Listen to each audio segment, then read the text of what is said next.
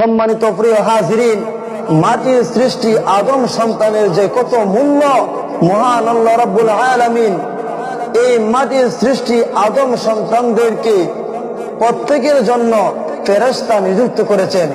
ওই ফেরেশতারা এই আদম সন্তানকে পরিচালনা করে আল্লাহর হুকুমের মাধ্যমে।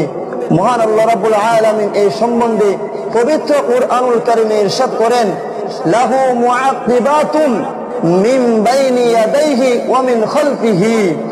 ওই মানুষের জন্য তার সামনে এবং পিছনে ফেরেশতা নিযুক্ত করা থাকে। একদল ফেরেশতা আসে, আরেক দল ফেরেশতা যায়।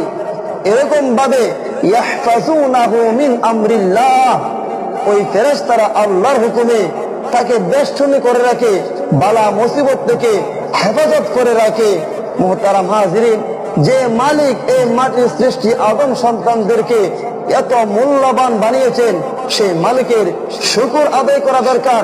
সেই মালিকের পায়ে সাজদা করা দরকার যে নূরের ফেরেশতারা মাটির সৃষ্টি আদম সন্তানদেরকে এত শ্রদ্ধা করে আদম সন্তানদেরকে হেফাজত করার জন্য আল্লাহর পক্ষ থেকে তারা নির্বাচিত হয়েছে।